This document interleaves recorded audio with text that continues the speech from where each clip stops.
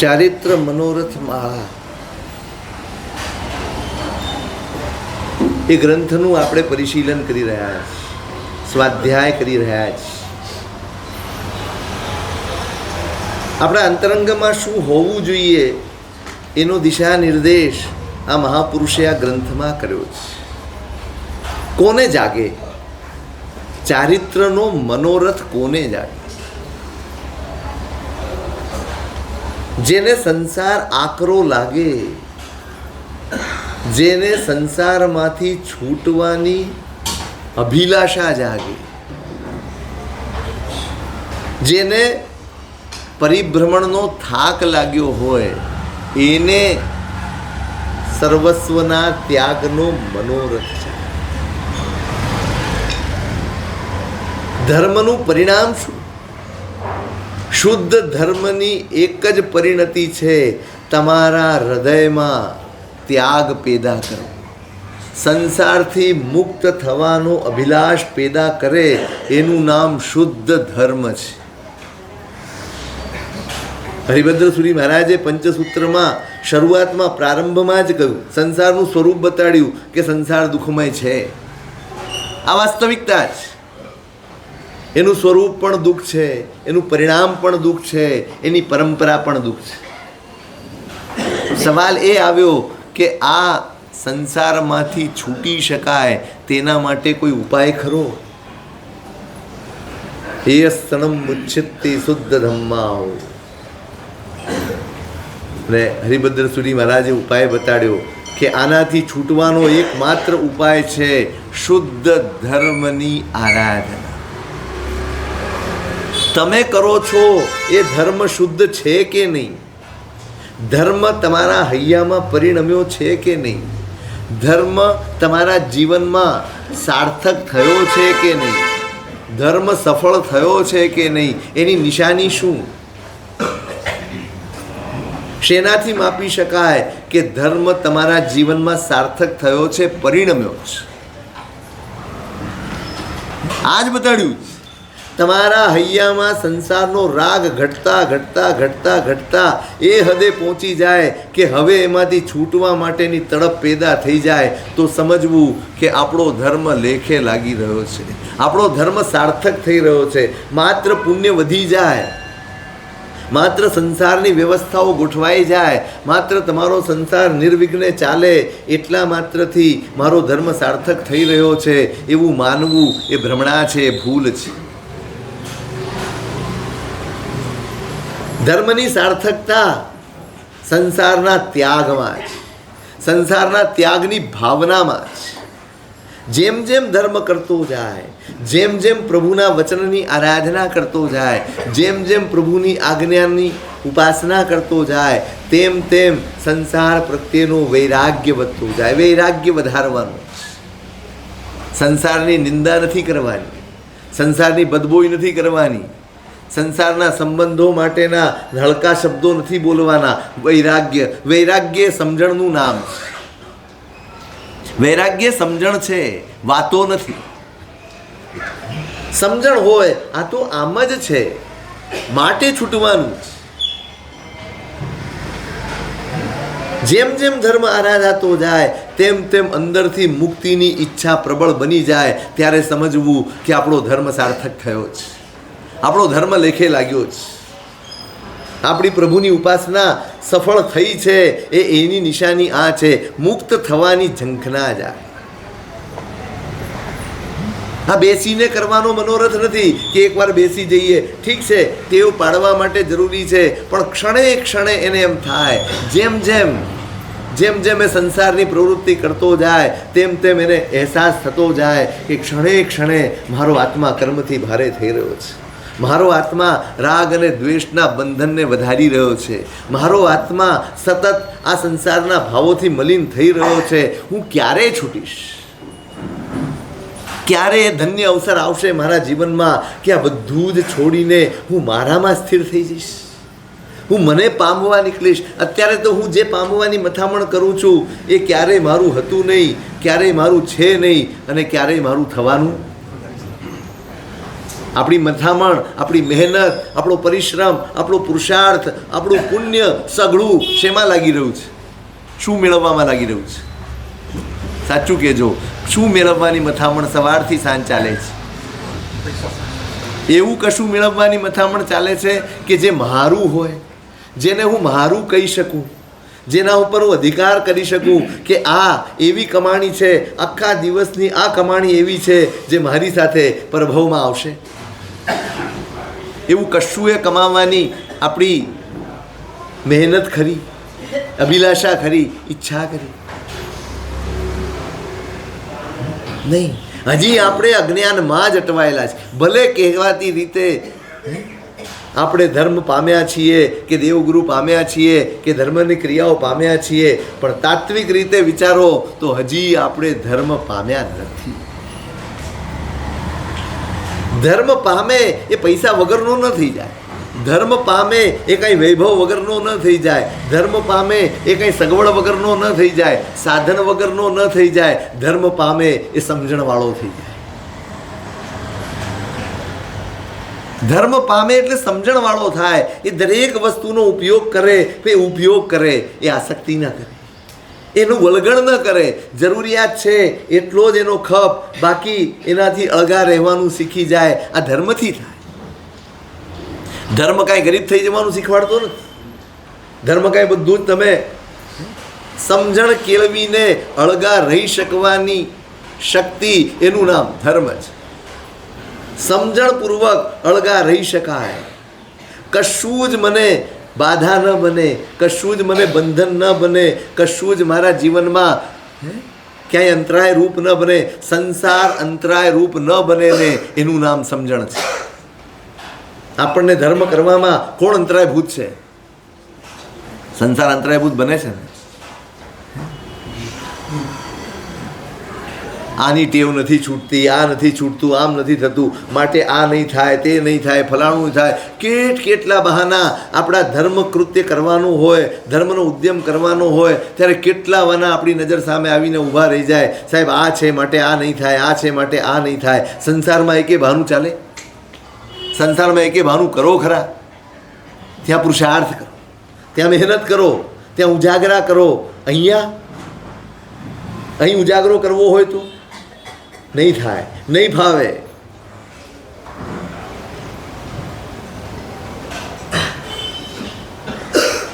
સંસાર બાધા બનવાનું બંધ કરી દે ત્યારે સમજવું કે ધર્મ સમજાયો છે. સંસાર અંતરાયરૂપ બને નહીં, ફગાવે, સાઈડ કરે નહીં. ભાઈ આ તો અનંત કાળથી ચાલ્યો જ આવે છે. અનંત કાળથી આ પ્રવૃત્તિઓ તો કર્યા જ કરીએ છીએ. આત્મા માટે કરવાનો આ અવસર છે અને એને મારે ચૂકવો નથી. એમાં મારે બહાના કાઢવા નથી, એમાં મારે કંઈ કોષ કરવા નથી, કશું જ નહીં. બસ પ્રયત્ન કરવો છે, પુરુષાર્થ કરવો છે, ઝુકાવવું છે, કરવું છે.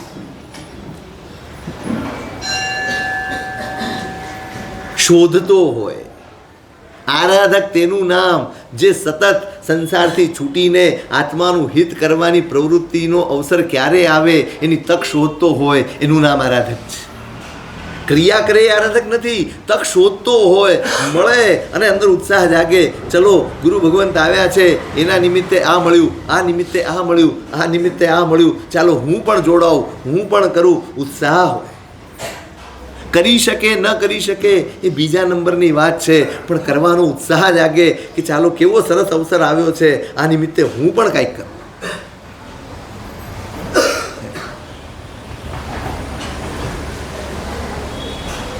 આ મહાપુરુષ આપણને એ દિશા ભણી લઈ જઈ રહ્યા છે. ભાઈ તમે ધર્મ કરો છો તો તમારા મનોરથ તપાસજો.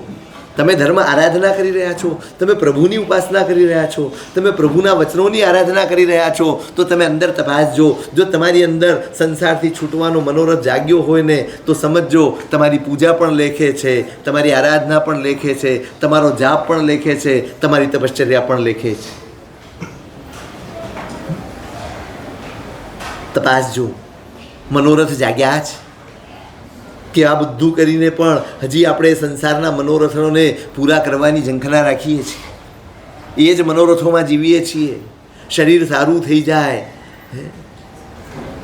કેટલો વર્ષ સારું રાખી શકશો? તમે ગમે તેટલી ઓળી કરો, ગમે તેટલા નવણ લગાડો, ગમે તેટલા ટીલા ટપકા કરીને તમે તમારા શરીરને સાજો રાખવાની મહેનત કરો, કેટલા વર્ષ રાખી શકશો? 100, 150, 200 વર્ષ નહીં? તો પછી પરમાત્માનો પ્રભાવ ઓછો ના કહેવાય? હે, પરમાત્માનો પ્રભાવ ઓછો કહેવાય કે આપણા અજ્ઞાનનો પ્રભાવ વધુ કહેવાય? શરીરને સાજું રાખવાની મથામણ કર્યા કરે ને એ અજ્ઞાનનો પ્રભાવ છે. જે શરીરને જ્ઞાનીઓએ પરમાત્માએ નાશવંત ને નશ્વર કહ્યો છે, એક ક્ષણમાં ગળી જશે એ સ્પષ્ટ કહ્યું છે, અને છતાંય આપણે એની જ પાસે જઈને ભગવાન મારું શરીર સારું કરી દે ને. શું કરશો સારું કરીને? રિક્ષા લેશો? સારું કરીને શું કરશો? મને સાચું કહો. શરીર સારું હોય તો શું કરો? પુણ્ય કરો કે પાપ કરો? પુણ્ય સૂઝે કે પાપ સૂઝે? ભોગ સૂઝે ને કે ત્યાગ સૂઝે? અહીંયા જેટલા બેઠા છે એમાં શરીર કેટલાના સારા છે? હે, તો કોઈની માગો ને. હવે કોઈ દિવસ ભગવાન પાસે એમ નહીં કહો ને કે મને સાજો કરી દો, અને તપમાં જોડાઈ જશો. આ વખતે તો સાજું છે. સાજા સાજો ન હોય ને અહીંયા આવવું જોઈએ. સાજો ન હોય ઘરે રે. બોલો, વધુ બિગડે એના માટે ઘરે રે. સાજું શું કરશું સાજો કરીને શરીરને? અમે વલભીપુર, હું ઘણા વર્ષ પહેલાંની વલભીપુરમાં તલેટીની પ્રતિષ્ઠા હતી, મોટા સાહેબજીની નિસરામાં, સૂર્યોદયશ્વરી મહારાજની નિસરા, અને બધો જ લાભ છે ને હર્ષદભાઈએ લીધેલો. તમે બધા ઓળખતા હશો હર્ષદભાઈ. કેવું શરીર હતું?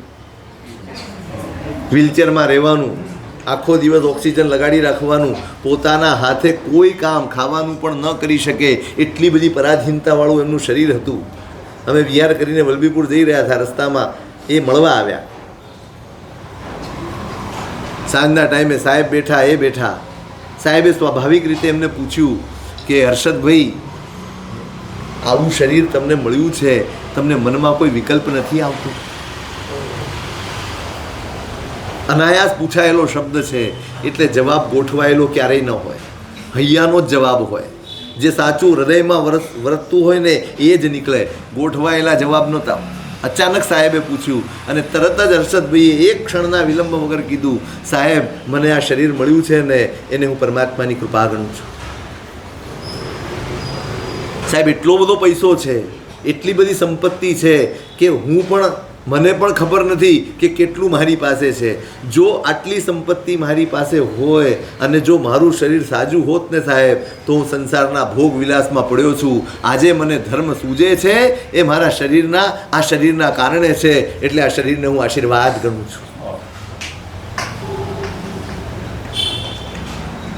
રોગને આશીર્વાદ ગણી લેવો ને એ આરાધક ભાવ છે. શરીર માટે જ મથામણ કર્યા કરવી, શરીર માટે આરાધના કરવી એ વિરાધના છે. જેનાથી આત્માને અજવાળી શકાય, જેનાથી આત્માના ભવરોગને નિવારી શકાય એવી આરાધનાથી, એવી પરમાત્માની આજ્ઞાથી હું એવા શરીર માટે મહેનત કરું છું જેને અહીંયા જ મૂકીને બાળીને ચાલ્યા જવાનું છે. શેની મથામણ? આ થઈ જજો, તે થઈ જજો. નહીં, ધર્મ એ જ સાચો છે જે તમને મુક્તિ તરફ લઈ જાય, મુક્તિના અભિલાષ તરફ લઈ જાય, અંદરથી જાગે. જેમ જેમ ધર્મ થતો જાય, તપાસજો, તમારી અંદર તપાસજો, તમારા મનોરથો બદલાય ને તો જ સમજજો કે તમે કરેલો ધર્મ એ સાચો છે, તમે કરેલો ધર્મ એ ખરેખર તમે આરાધ્યો છે એની નિશાની છે. તમારા મનોરથ બદલાઈ જાય. સંસારના મનોરથ ધીમે ધીમે ધીમે વિદાય લે અને આત્માના મનોરથ જાગે, આત્માના કલ્યાણના મનોરથ જાગે, આત્માની મુક્તિના મનોરથ જાગે, આત્માની શુદ્ધિના મનોરથ જાગે. આ ધર્મ છે. બસ પરીક્ષા કેમ કરશું? કોઈની પાસે જવાની જરૂર નથી, કોઈની મોહર મારાવવાની જરૂર નથી, કોઈનું સર્ટિફિકેટ લેવાની જરૂર નથી. તમે જ તમારા સાક્ષી છો. અપસખ્યમ, તમારો આત્મા જ તમને કહેશે કે તમે કરો છો એ ધર્મ સાચો છે કે નહીં, તમે કર્યો છે એ ધર્મ સાર્થક થયો છે કે નહીં. તમારો જ આત્મા કહેશે જ્યારે તમારા અંદરના અભિલાષ બદલાઈ જશે. જ્યારે તમારી અંદરના મનોરથ બદલાઈ જશે, આવા મનોરથ જાગે. કેવા મનોરથ જાગે? સંયમના મનોરથ જાગે. ક્યારે ભગવંત ક્યારે છૂટાશે? એ જ્યાં જાય ને 24 કલાક એના મનમાં ચાલે. એ જમવા બેસે ત્યારે એમ થાય તપ ક્યારે થશે, આ છોડવાની ઈચ્છા ક્યારે થશે. ડિમાન્ડ ભૂલી જાય. રોજ એકનું એક શાક બનાવો છો, એ ફરિયાદ જ ઓસરી જાય ને ત્યારે સમજવું કે તમે જમતી વખતે પણ તપસ્વી છો. આપણે તો તપમાંય તપસ્વી નથી હોતા. આપણે ચાલુ તપમાંય તપસ્વી નથી હોતા. ત્યાં પણ ફરિયાદો હોય, ત્યાં પણ ઉણપ દેખાઈ આવે, ત્યાં પણ આ બરાબર નથી બન્યું, તે નથી બન્યું. એક થોડા દિવસ માટે જે તપ આરાધવાનું છે એમાં પણ આપણે આટલો પુરુષાર્થ નથી કરતા કે ના આજે આ તપના મંડાણ કરીશું અને તપ પૂરું ન થાય ત્યાં સુધી એક પણ વિષયની, એક પણ બાબતની, ખાવાની પીવાની કોઈ ફરિયાદ નહીં કરી. એવું થાય ખરું? સાહેબ શક્તિ તો જોઈએ ને. શેના માટે શક્તિ જોઈએ તમારે? તમને એવું છે કે 20 માળા લખી છે તો હું 51 માળા ગણીશ? શક્તિ આવી જશે તો 12 લોગસનો કૌશક છે, હું 120 લોગસનો કૌશક કરી લઈશ. ચલો એવું કરતા હો તો આપણે શક્તિ વધારવી.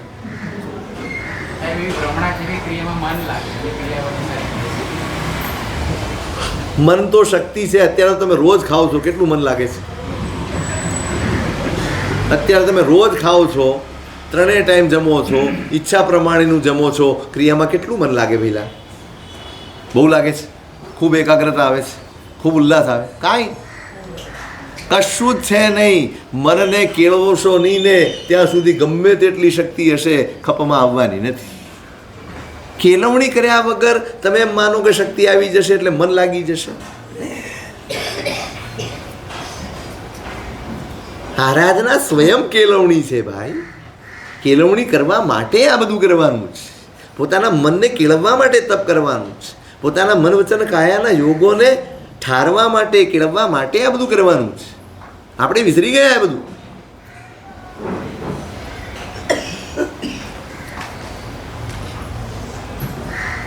જ્યાં જાય ત્યાં મનોરથમાં હોય. દુકાને જાય ને ત્યારે એમ થાય કે આ બધી આવશ્યકતાઓ કેમ છે? આ સંસાર માંડીને બેઠો છું માટે ને, માટે કાવા દાવા કરવા પડે છે, માટે માયા પ્રપંચ કરવા પડે છે, માટે લોભ કરવા પડે છે, માટે ખોટા રસ્તા લેવા પડે છે. આમ બેઠો બેઠો વ્યાપાર કરતો હોય પણ વ્યાપાર કરતાં કરતાં પણ પોતાના અંદર ધર્મ ભાવને વધારતો હોય. ભગવાન છોડાવો ને આમાંથી તો મુક્ત કરો.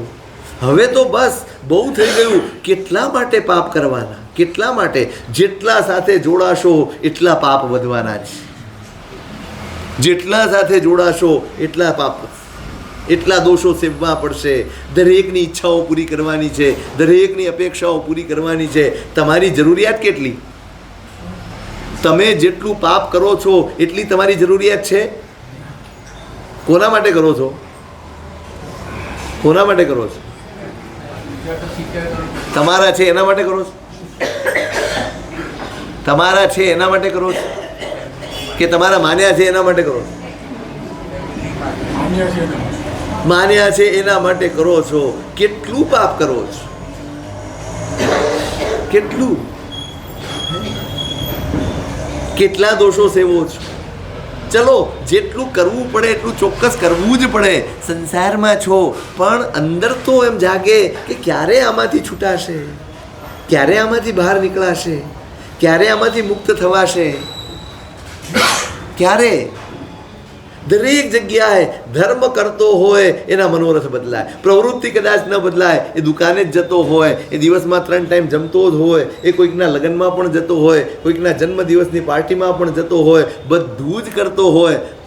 હરખના ને શોકના બધા પ્રસંગોને સાચવતો હોય પણ દરેક જગ્યાએ એનો અંતરાત્મા સતત એમ બોલતો હોય કે આ હું નથી, આ મારું નથી, મારે તો આમાંથી છૂટવાનું છે.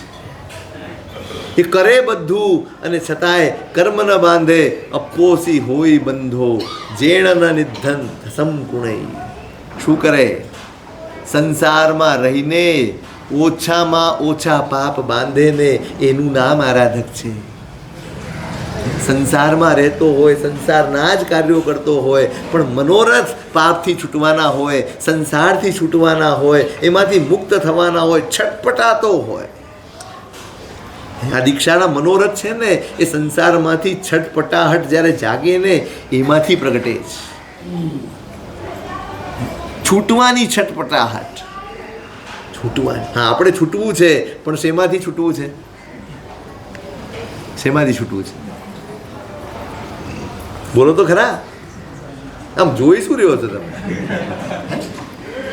તમને પૂછું છું શેમાંથી છૂટવું છે, નહીં તમારે શેમાંથી છૂટવું છે. હું જનરલ પ્રશ્ન, તાત્વિક પ્રશ્ન નથી પૂછતો, તમારે શેમાંથી છૂટવું? નહીં, પણ છૂટવાનું તો છે ને કશાકમાંથી. તો કંઈક ક્યાંકથી તો છૂટવાની મહેનત કરતા હશો ને, એટલે જ દેરાસર આવો છો, એટલે જ માળા ગણો છો, એટલે જ દાન કરો છો ને. દુઃખથી છૂટવું છે, છૂટવું નથી. દુઃખથી છૂટવું છે ને. કયા દુઃખથી છૂટવું? કયા દુઃખથી છૂટવું છે? મેં કાલે કહ્યું હતું, અહીંયા આવીને બધા ડાયા થઈ જાય છે, એવા રહેતા નથી એટલે ગડબડ થઈ જાય. સંસારનું દુઃખ કે સંસાર સ્વયં દુઃખ? આમ તો સંસાર સ્વયં જ દુઃખ છે. હા, તો તમારે શેમાંથી છૂટવું? સંસારમાં આવતા દુઃખોથી કે સંસારથી?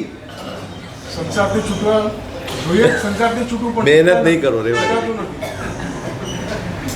હું છોડાવી દઉં? છૂટાતું નથી તો હું છોડાવી દઉં. હમણાં બધું ફટાફટ કરી દઉં. હજી 14 ને વાર છે,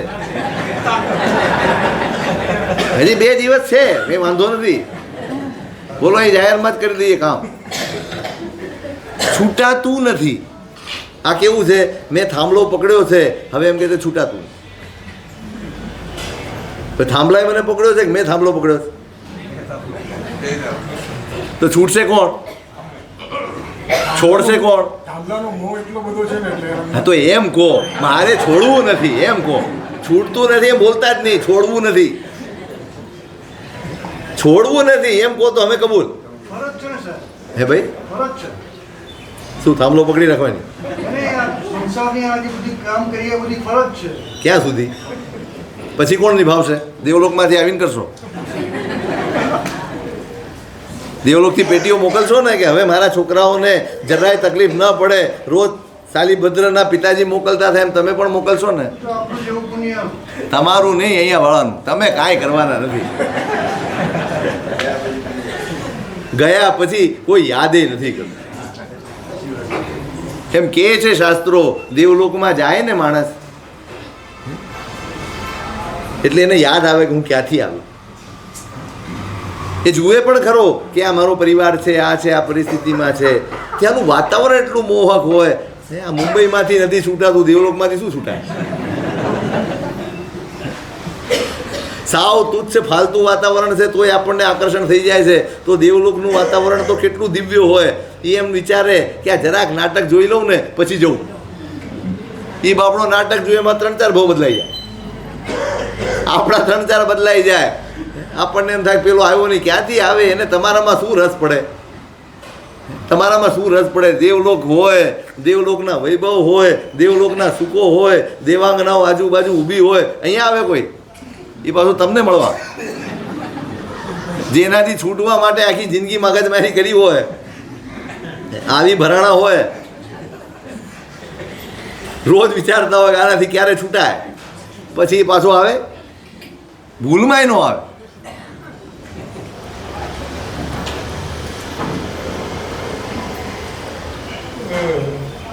છટપટાહટ જાગે. જેમ જેમ ધર્મ થતો જાય એમ એમ અંદરથી છટપટાહટ જાગે. છૂટવું છે બસ. અને એ મનોરથો આ મહાપુરુષો અહીંયા મૂક્યા છે, અદ્ભુત મૂક્યા છે. હું સંયમ જીવન તો લઈશ, પણ કેવું પાળીશ? મારે લેવું છે, મારે છૂટવું છે. આમ રોજ વિચારે, અહીં ડગલે ને પગલે, ક્ષણે ક્ષણે, એક એક વાતમાં મારે કર્મ બાંધવા પડે છે. કર્મ બાંધું છું. બાંધવા શું પડે છે? બાંધું છું. મારો મોહ મને કર્મ બંધાવે છે, મારું અજ્ઞાન મને કર્મ તરફ ધસડી જાય છે. સમજાય છે, દેખાય છે, અનુભવાય છે, સાંભળેલું છે, બધી જ વાત સાચી, અને છતાંય હું છોડતો નથી. કર્મ બાંધું જ છું. 24 કલાકમાં કેટલા બાંધાય છે? અનિવાર્ય કેટલા અને ટાળી શકાય એવા કેટલા? કરવા જ પડે એવા કર્મો કેટલા કરીએ છીએ, અને જે છોડી જ શકાય એવા કર્મો કેટલા છે? બધા છોડી ના, બધા નો છોડતા નથી. બધા નો છોડી શકાય. એટલા બધા બી પહેલા નથી. જો ખાવાનું ન છોડી શકાય, દુકાન ધંધો ન છોડી શકાય, ઘર-બાર છોડીને કાંઈ ઓટલે ન બેસી શકાય, આખો દિવસ સામયિક પોષદમાં ન રહી શકાય. વ્યવહારુ પ્રેક્ટિકલ થાવ યાર. અનિવાર્ય કાર્યો સિવાયના જે કર્મબંધના અનર્થ દંડ જેને કહીએ છીએ આપણે, શબ્દ સાંભળો છે ને? શેમાં આવે? હે, કોઈ પ્રયોજન ન હોય, જે કામ ન કરીએ તો ચાલે, એનાથી જીવનમાં કોઈ ફેરફાર થવાનો ન હોય એવા બધા જ કાર્યો આપણે કરીએ એ અનર્થ દંડ છે. કારણ વગર કર્મ બંધાવે એવા કાર્યોને અનર્થ દંડ કહેવાય. પ્રયોજન હોય, તમારે જમવું છે તો પ્રયોજન છે, તમે ચૂલો પેટાવશો અને તમે રસોઈ બનાવશો. તમારે પ્રયોજન છે કે નહાવું પડશે એટલે તમે પાણીનો ઉપયોગ કરશો. આ પ્રયોજનવાળા કર્મબંધ છે, અર્થદંડ છે. અને જેના પ્રયોજન નથી, સિરિયલ જોવી છે ને, મોબાઈલ જોવા છે ને, રીલ જોવી છે ને, ફલાણાની હારે વાતો કરવી છે ને, પંચાયત કરવી છે, તે સાંભળ્યું ફલાણી આમ હતી. જે ટાળી શકાય અને જો ન કરો, મને સાચું કહો, તમે સિરિયલ ન જુઓ તો શું થાય? સિરિયલવાળા ભૂખે મરે નહીં ને? હા, એવું કંઈ થાય તો વિચારીએ પછી, કારણ કે કોઈના પેટ ઉપર તો લાત ન મરાય ને. એવા કેટલાય કાર્યો છે જે કર્મબંધ આપણે વગર કારણે કરીએ છીએ. કોઈ બે જણાની વાતો આપણે સાંભળી એટલે એના વિશે આપણે વિચારીએ, પછી બે જણા સાથે એની ચર્ચા કરીએ, કોણ સાચો હતો ને કોણ ખોટો હતો. આ બધી ચર્ચાનો અલ્ટિમેટ એનું પરિણામ શું? તમને ફાયદો ખરો કંઈ? ના, એમાં આનંદ હોય પૂછો. કેટલો આનંદ હોય પૂછો. એની મજા જ જુદી છે, એની સાવ મજા જુદી છે. જે દિવસે મંડળમાં એકાદ હાજર ન હોય ને ત્યારે ટાઈમ જલ્દી પસાર થઈ જાય. જો બધા જ હાજર હોય તો ટાઈમ પાસ ન થાય. કોની વાત કરવી?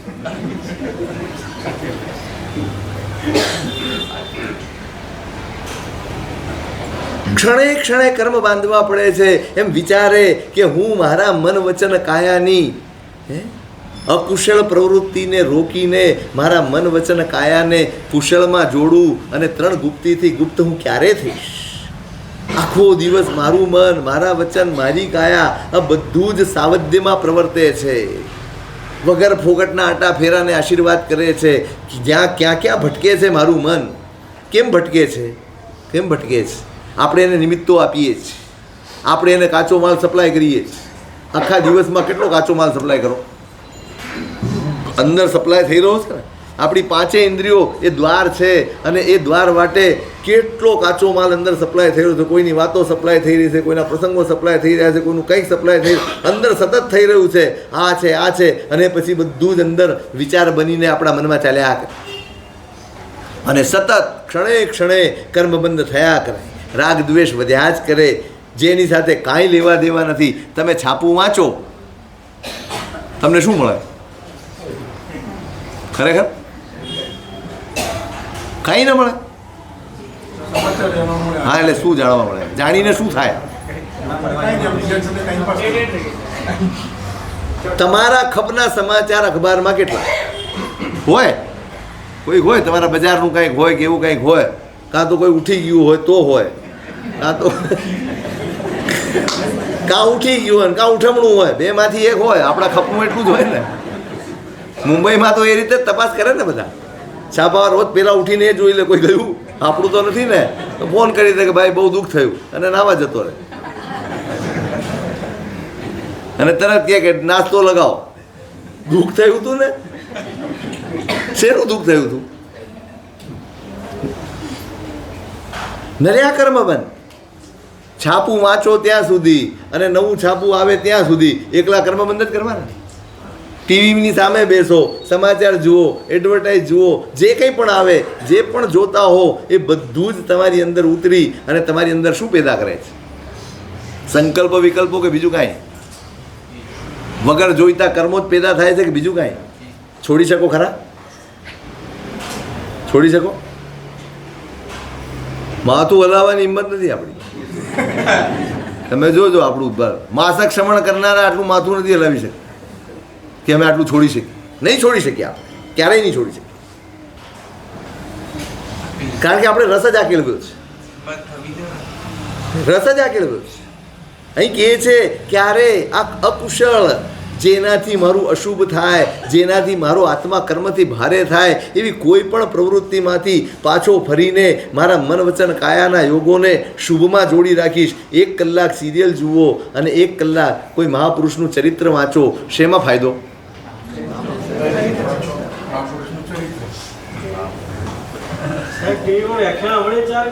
એ ભૈયા ચાલે ચાલે, હા, ના નહીં પાડું, ના નહીં પાડું, પણ વ્યાખ્યાનના બહાને બીજું નહીં કરવા. પછી તમે આંગળી આપે ને પોચો પકડી લે એવું ન થાય, એવું ન થવું. કારણ કે અત્યારે સ્વાભાવિક છે, જે સંયોગો છે, જે સમય છે, જે વર્તમાન છે એ પ્રમાણે ઘણીવાર એવું બને કે નથી સંયોગ મળતો આ રીતે, અને આ રીતે સાંભળે તો અમારાથી નાનો પાડી શકે. એની ના નથી, પણ વિવેક. વાત એ નથી કે તમે ટીવી છોડી દો, એ વાત એ નથી કે તમે મોબાઈલ છોડી દો, વાત એ નથી કે આ બધું છોડો. વિવેક કેળવો. તમારું અહિત હોય એનાથી પાછા ફરવાનો વિવેક તમારામાં આવી જાય ને પછી તમે ગમે તે હાથમાં રાખો, પછી તમે ગમે તે કરો. પહેલો વિવેક હોવો જોઈએ.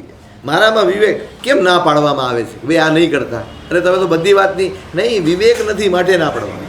વિવેક આવે પછી કંઈ વાંધો જ નથી. પછી તમે સ્વયં સમજુ છો, તમે સ્વયં તમારું હિત વિચારી શકો છો. તમે બાળકને બહાર નથી જવા દેતા, કેમ? એનામાં વિવેક નથી, એનામાં ભાન નથી. એ બહાર જશે, ક્યાંક એક્સિડન્ટ થઈ જશે, ક્યાંક વાગી જશે, ક્યાંક પડી જશે. એનામાં પોતાનું સમજણ આવી જાય પછી તમે એની પાછળ ચાલો, પછી તમે એને રોકો નહીં. બસ ધર્મ આટલું જ છે. વિવેક જાગે એનું નામ ધર્મ છે. ધર્મ અઘરો જ ક્યાં છે? તમને તમારું અહિત થતું હોય અને તમે અટકાવી દે એનું નામ ધર્મ છે. એ વિવેકનું નામ ધર્મ છે. બસ આટલું જ શીખવાનું છે. આ બધું જ કરીને આટલું જ શીખવાનું છે.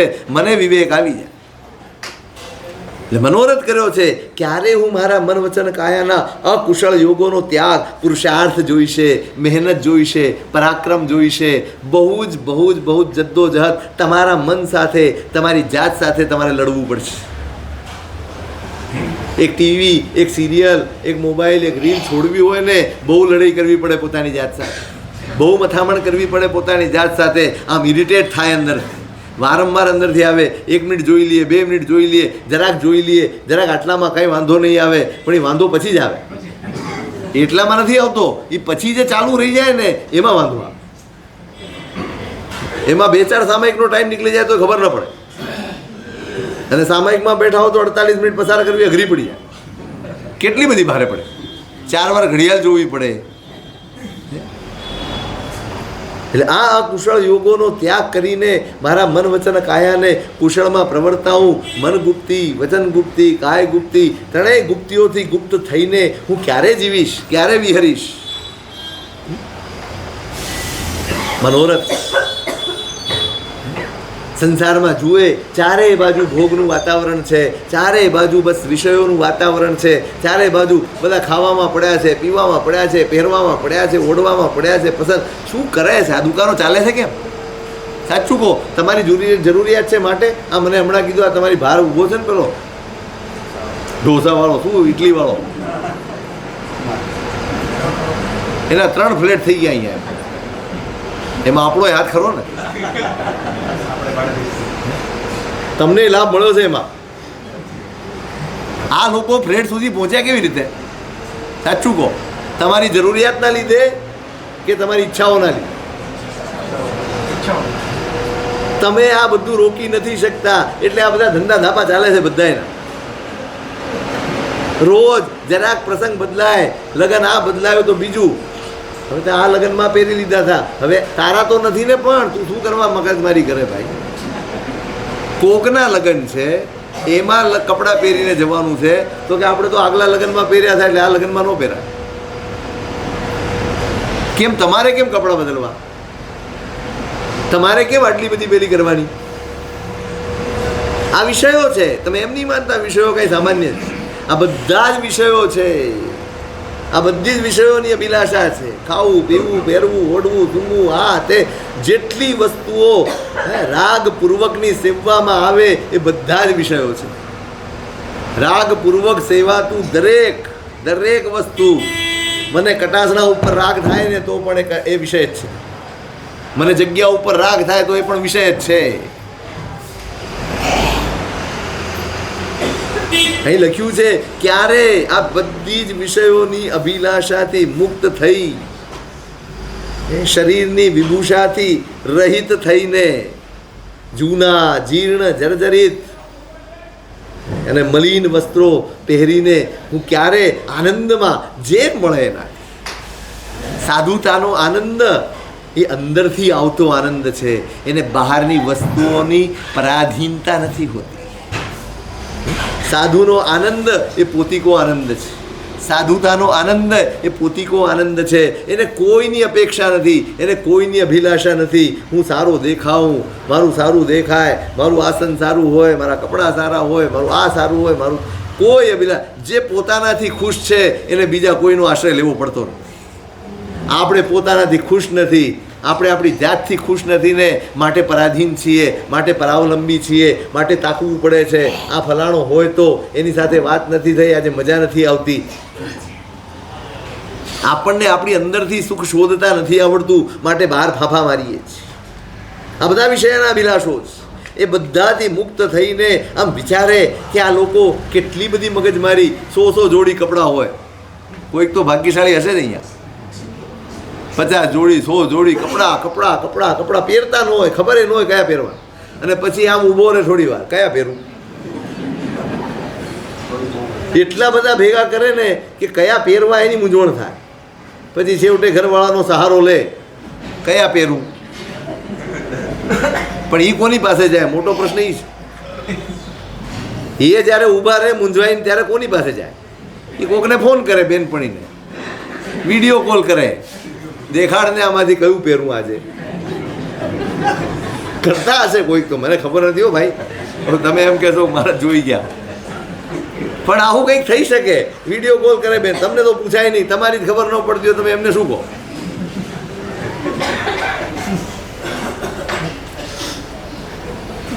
એ વિચારો કે જીવો બિચારા આમાં ને આમાં પડ્યા છે, પણ મારે તો આમાંથી મુક્ત થઈ જવું છે. ક્યારે એવું જીવન મળે કે જ્યારે આ બધી કલોજણથી છૂટી જવાય, આ બધી મથામણથી છૂટી જાય, આમ કરવું ને તેમ કરવું ને આ પહેરવું ને તે પહેરવું. પેલું આલ્બર્ટ સ્વાઇટ્ઝર નામ સાંભળ્યું છે તમે? પ્રદેશના ડૉક્ટર હતા. ગામમાં આદિવાસી જેવી પ્રજાઓની વચ્ચે રહીને એણે બહુ મોટું કામ કર્યું છે. ડૉક્ટરી ક્ષેત્રે બહુ મોટું કામ કર્યું. એને નોબેલ પારિતોષિક આપવાનું, નોબેલ પ્રાઇઝ આપવાનો.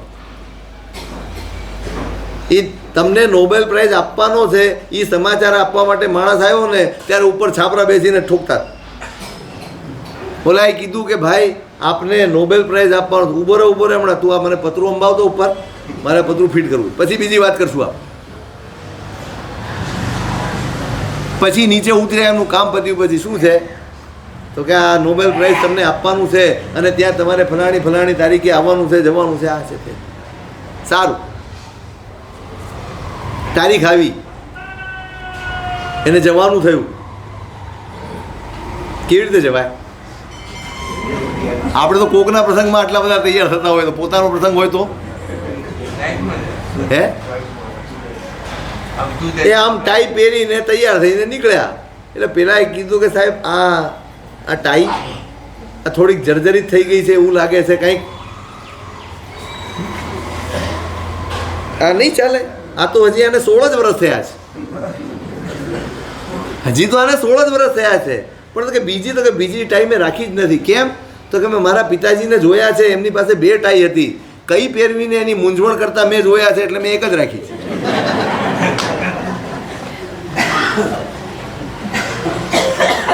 એને મૂંઝાતા જોયા ને ત્યારથી મેં નક્કી કરી લીધું કે આપણે મૂંઝવણમાં જીવવું નથી, આપણે એક જ રાખવી. તમે એક જોડી કપડાં રાખો ને તો પહેરીને હાલતા જ પડવાનું રહે, બીજું કાંઈ કરવાનું નથી. હે પર્સનાલિટી તમારી સ્વયંની પર્સનાલિટી વિકસાવી નથી ને એટલે અપરાધીન પર્સનાલિટી ઉપર જીવવું પડે.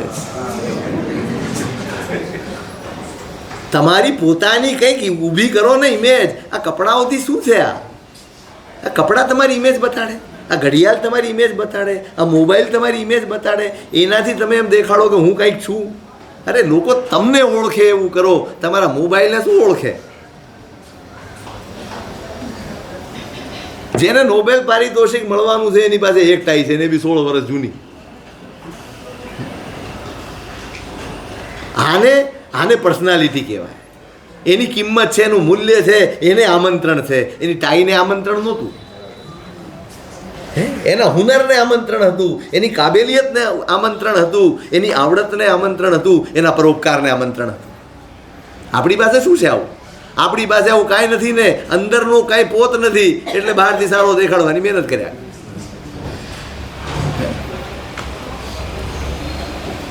એટલે એને વિચાર આવે હું આવી રીતે ક્યારે જીવીશ જ્યારે કોઈ પદાર્થની મને પરાધીનતા નહીં હોય. કપડાં તો જેવા હશે તેવા, મેલા હશે, જૂના હશે, જીર્ણ હશે, ફાટેલા હશે, જે હશે, મારી ઓળખાણ મારો આનંદ છે. શેની ઓળખાણ હોય? સાધુની ઓળખાણ, સાધુનો આનંદ હોય, સાધુનો પુણ્ય નહીં. શું એ ઓળખાણ સાધુની? સાધુની ઓળખાણ સાધુનો સહજ, સ્વાભાવિક, સ્વાધીન જે આનંદ છે એ જ સાધુની ઓળખાણ છે. બાકી બધી જ ઓળખાણ એ પુણ્યની આપેલી ઓળખાણ છે. મેં મહેનત કરીને મેળવેલી ઓળખાણ એટલી જ છે કે હું ગમે ત્યારે તમે હો, ગમે ત્યારે મળો, ગમે તે પરિસ્થિતિમાં મળો, હું પ્રસન્ન હોઉં, હું આનંદમાં હોઉં. કોઈ હોય તોય, કશું હોય તોય અને કશું ન હોય તોય. આ મારી ઓળખાણ છે, આ મારી મેળવેલી ઓળખાણ છે. મારી પાસે ઘણા ભક્તો હોય ને મારા હાથે ઘણા બધા કાર્યો થતા હોય ને મારા ઘણા બધા આગળ પાછળ ફરનારા હોય, આ મારા પુણ્યની ઓળખાણ છે, મારી નહીં.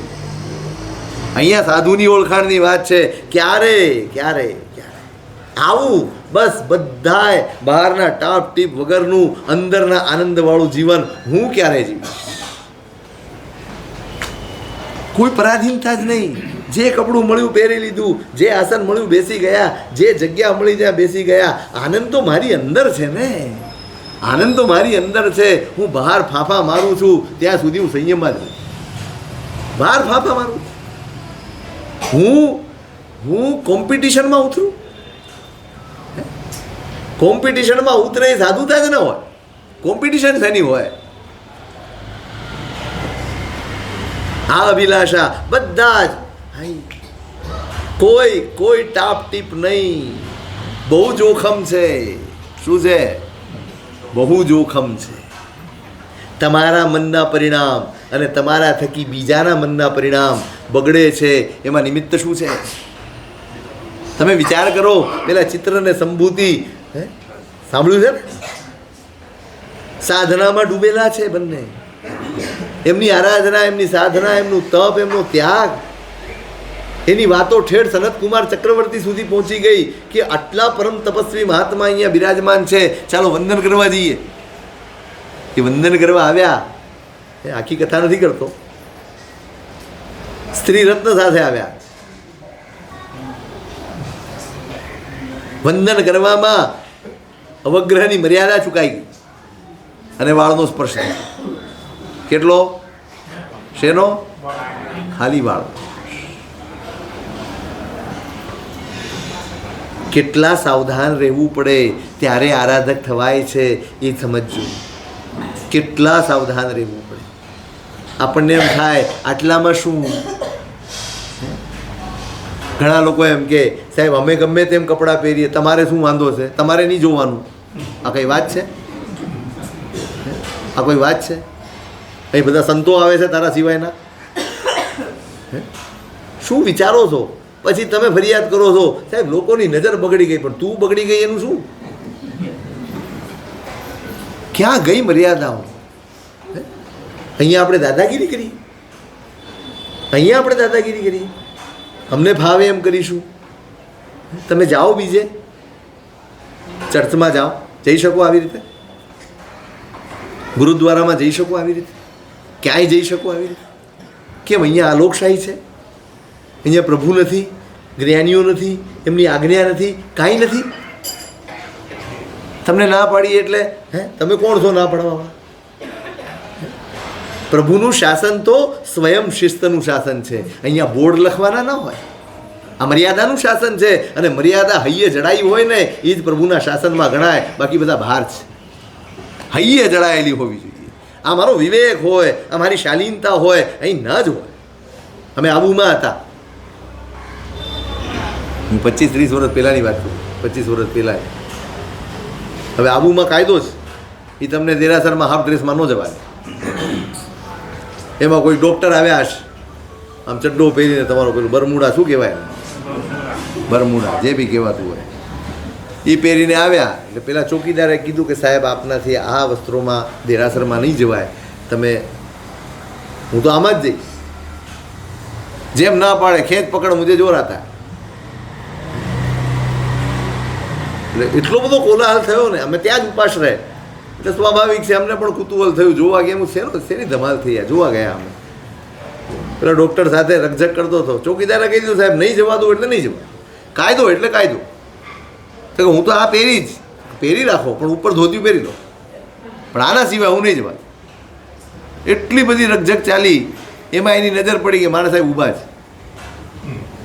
તો કે મારા સાહેબે બી તો આટલા જ પહેર્યા છે, તમે એમને કેમ જવા દો? હા, એનો જવાબ હતો.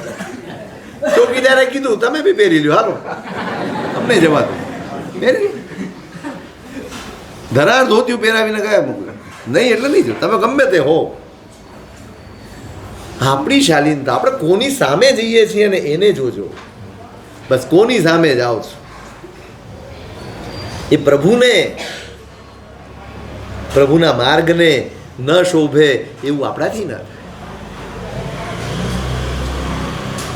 આટલું જ વાળ અડી ગયા ને મહારાજની આખી સાધના હચમચી ગઈ. અભિલાષ જાગી ગયો. આવું સુખ છે આમાં? મારે જોઈએ. અને પોતાની સમગ્ર સાધના, જે સાધના 2 ક્ષણમાં મુક્તિ અપાવી શકે, એ સાધના આખી ત્રાજવે તોડી દીધી. આ સાધનાનું કોઈ ફળ હોય તો આ સુખ મને મળતું. માગી લીધું, નિયાણું કરી લીધું, અને સાધનામાં તાકાત હતી, બળ હતું. સનત કુમારને તો તરત ચાલ્યા ગયા વંદન કરીને. બહુ સાવધાન રહેવું પડે ભાઈ. ક્ષણે ક્ષણે પળે જાગતા રહેવું પડે. ત્યારે જીવાય છે, ત્યારે આરાધક થવાય છે, ત્યારે ધર્મ થઈ શકે છે, ત્યારે આરાધના થઈ શકે છે, ત્યારે પ્રભુની આજ્ઞા પાળી શકાય છે. આ કક્ષાએ પહોંચેલા મહાપુરુષો જેની મુક્તિ સામે દેખાતી હોય એ પણ પલટો ખાઈ જાય કે એ પણ ગોથું ખાઈ જાય તો હું ને તમે, આપણે કઈ વિસાતના છે? આપણી હેસિયત શું છે? શું હેસિયત છે આપણી? આપણે તો જરાકે જીરવી શકીએ એમ નથી, જરાક. એટલે સાવધાન રહેવાનું છે ભાઈ. ટાપટીપ ઘણી. કોના માટે ટાપટીપ? હવે પતિ જ ગયેલા છો, કોણ જોવા આવવાનું? કોઈ આવવાનું છે? પતિ જ ગયું છે ને, હવે કોને દેખાડવા? કોનું શું દેખાડવું છે? શું જોઈ લેવું છે? બહુ જ મર્યાદાપૂર્વકનું. ના, તમે સરસ રીતે ના રહો, લગર વગર રહો એવું નથી કે ભાઈ તમે લગર વગર રહો. તમે વ્યવસ્થિત રહો, પણ મોહ પેદા થાય, તમારા પરિણામ બગડે, એનાથી તો બચો. અહીંયા અભિલાષા કરે છે. આ જોઈને અભિલાષા થાય કે લોકો આમાં જ પડ્યા છે. પ્રભુ, મને આમાંથી છૂટવું છે, આ મોહ દશામાંથી બહાર નીકળવું છે. મારે તો એવું જીવન જીવવું છે જેમાં આ બધી સ્પૃહા ન હોય, કોઈ ટાપટીપ ન હોય શરીરની. આ મહાપુરુષો હતા, આજે તો નથી. એક આખો ગચ્છ હતો, મલધાર ગચ્છ. હેમચંદ્ર સુરી મહારાજ એ મલધાર ગચ્છમાં થયા. શરીરને ખંજવાળવું પણ નહીં. શું? ખંજવાળવાનું પણ નહીં. મેલ તો દૂર નહીં કરવાનું, ખંજવાળવાનું પણ નહીં. અને એ મહાપુરુષો આમ પસાર થાય ને, એમના શરીરને સ્પર્શીને હવા આવે અને હવા મને સ્પર્શી જાય તો મારા રોગો દૂર થઈ જાય, મારા વિઘ્નો દૂર થઈ જાય, મારી આપદાઓ દૂર થઈ જાય. આ પ્રભાવ. આ ચારિત્રનો પ્રભાવ હતો. ત્યાં તમે એમ કહો કે મેલું શરીર, અરે નહીં રે, તમારા શરીરમાં અને મેલોમાં તાકાત છે. જો તમે પવિત્ર હોવ ને તો તમારે બીજી કોઈ જરૂર નથી. આ પ્રભુ શાસન છે. આખો ગચ્છ હતો, મળધાર ગચ્છ. અને એના હેમચંદ્ર સુરી મહારાજ એમ કહેવાય છે, એ હેમચંદ્ર સુરી મહારાજને નિયનામેવ ભગવઈ જીહગ ગયા જેણ, જેમના જીભમાં તમારું નામ રમે ને, તમને ઊંઘમાં પૂછે કે તમારું નામ શું બોલો, એ જ નામ બોલો ને. ઊંઘમાં આપણને નામ પૂછે ને ફડાક દઈને આપણું નામ નીકળે, એ રીતે ભગવતી સૂત્ર એમને જીભ ઉપર રમતું. આ શાસન છે. આ ટાપ ટીપનું શાસન નથી, આ મર્યાદાનું શાસન. આ મર્યાદાની અભિલાષા છે. હું સંયમ, બસ. આ તો અહીંયા તો એકલો અસંયમ દેખાય છે. મારે તો સંયમ સુધી પહોંચવું છે, ટાપ ટીપ વગર, કોઈ ટાપ ટીપ વગર નહીં. શરીર નહીં, હવે તો મારે આત્માને શણગારવો છે. હવે મારા આત્માને શુદ્ધ કરવો છે. મારે મારે આત્માની જરૂર છે, હવે આ શરીરની જરૂર નથી. આ અભિલાષા. પછી આગળ વધીને ક્યારે કાલગ્રહણ લઈશ. તમે જોયા છે સાધુઓને? કોઈ જોગ અહીંયા થયા હશે, ઘણા થયા હશે. ગુરુ ભગવંતો યોગોદ્વહન કરે, જોયા છે? નથી અનુભવ? આગમ વાંચવા હોય ને તો તપશ્ચર્યા કરવી પડે, ક્રિયાઓ કરવી પડે. રોજ સવારે ઉઠીને કાલગ્રહણ લેવાના, ક્રિયાઓ કરવાની, 100-150 ખમાસણા આપવાના. ખૂબ તપીએ ને ત્યારે એકાદું આગમ અને એનો એકાદે શબ્દ વાંચવાનો અધિકાર મળે છે. અહીંયા ભાવના ભાવે છે. એ દિવસ મારા જીવનમાં ક્યારે આવે જ્યારે હું પણ કાલગ્રહણ લઉં, હું આયંબિલ વગેરે તપશ્ચર્યાઓ કરું, હું પણ એ પુરુષાર્થ કરું અને હું પરમાત્માના વચનો. આરાધક શેની રાહ જોતો હોય? મને પરમાત્માના વચનો વાંચવાનું, સાક્ષાત વાંચવાનું મળે. એ આગમ ગ્રંથોમાં જે મારા પ્રભુના મુખમાંથી નીકળેલા વચનો સચવાયેલા છે, એ વચનો હું વાંચી શકું, એટલી યોગ્યતા, એટલી પાત્રતા, એટલો અધિકાર મને મળે. એ દિવસ મારા જીવનમાં ક્યારે આવશે? આપણને રસ ખરો? વારંવાર આવશે મારા આ વાતો. આપણને રસ ખરો? પ્રભુની વાણીમાં રસ ખરો ભાઈ? ખરો? સાંભળવામાં કે વાંચવામાં? વાંચવામાં નહીં ને? સાંભળવામાં શું મહેનત તો કરવાની નથી. જોકું ખાવું હોય તો મના નહીં. ઘણા વડીલો વહેલા ઉઠે અને પછી આગળ બેસે, પછી આરામથી અહીંયા લોરી ચાલતી હોય એટલે ઊંઘ આવી જાય. કેમ વાંચવું ના ગમે? તમે આમ સૂત્ર, પ્રતિક્રમણના સૂત્રો હાથમાં લો, તમને એવું ના થાય કે આ જે ગણધર ભગવંતો, જેના ઉપર સાક્ષાત પ્રભુનો હાથ પડ્યો છે, એ ગણધર ભગવંતોના મુખેથી પ્રગટેલા શબ્દો હું વાંચું છું, હું બોલું છું, અહોભાવ ન જાગે?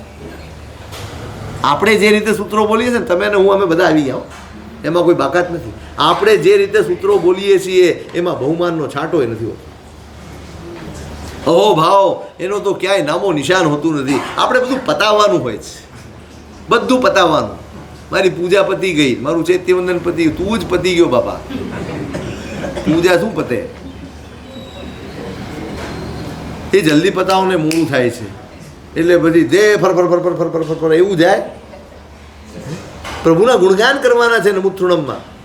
આઈ ગ્રહણમ તિથૈરાણમ સેમ સમ બુદ્ધાણમ. કોઈના ગુણગાન આવી રીતે કરીએ આપણે, જેવી રીતે નમુત્થુણમ બોલીએ. કોઈના વખાણ કરવા હોય તો આવી રીતે કરો.